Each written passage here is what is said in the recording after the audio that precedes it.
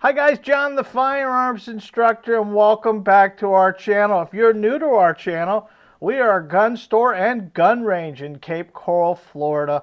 Beautiful Cape Coral, Florida, where it is probably 82 degrees today.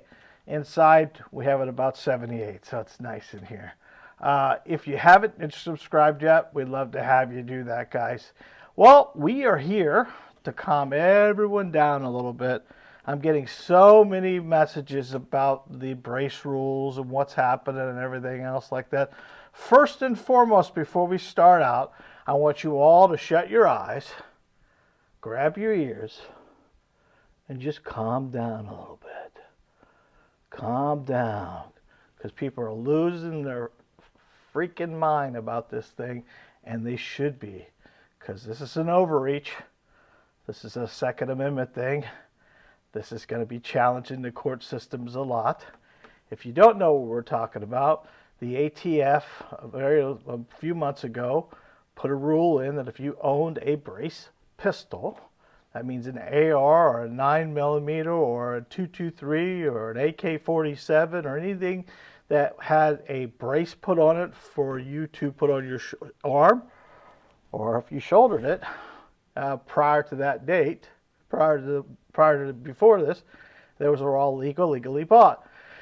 But they put a rule in, not a law, a rule, which says that after a certain date, once it's published through the registry, that those are all going to have to be registered as a short barrel rifle, which puts a lot of us that live in states that don't have registration up in arms about registering a gun.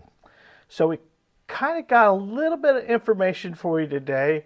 Again, let me give you my two quote fingers up and tell you that I'm not an attorney, guys. I'm an NRA instructor. I'm affected by these because I own a gun store. I can't buy them. I can't sell them. They're going to be a challenge for us. But I think I have a couple of things I want to cover you today that came out of the 294-page book that I attempted to read every line of it. And let me tell you something. If you can't sleep tonight, I want you to download that and start reading it. It is a bunch of mumbo jumbo, and you have to be an attorney. All rules are made by attorneys to be read by attorneys. You're not an attorney, it's somewhat challenging for you. But let me go through right off the bat. We kind of have an idea, because they haven't really said when this is going to go into effect. And there's a spokesman from the ATF that said that they are going to publish it tomorrow, the 31st. That's January the 31st, 2023. And if that's the case, the final ruling, you have 120 days from the day they publish it, for you to comply. If that's the case, it'll be March 1st, 2023. And that's going to give you your 120 days. Now, here we go again. We're grabbing the ears, right? Calm down a little bit, because there are a couple of little things that are going to happen to us. This is going to be challenged in the court system already. SB Tactical, one of the biggest brace companies, has already got their lawyers lined up, and there's a lot of other brace companies that take their patent to make other braces, and all the gun manufacturers and FRAC and Guns of America, Gun Owners of America, all these places are challenging this to the T. If you're not one of the members of the FRAC, or you're not a member of the Gun Owners of America, please click the links below. We can get you signed up for them. I'm not sponsored by them or anything else like that. I just want to make sure that you're a member. Make sure you're talking to your congressman. That phone number you see below you is a switchboard to the Congress, and let them know how unhappy you are about this ruling that the ATF has put out. But there are two things that will put this rule into a challenge right off the bat. And the first was the Administrative Procedures Act. What it basically boils down to, the ATF can arbitrarily or capriciously, I know those are big words, but they mean on a whim, both of them, make a law and enforce it. That's the first thing. And then the Second Amendment thing, there's going to be a challenge on it about them flip-flopping a lot of the things. And it's called common use. If there's 40 million of these in use, it's not a rarity.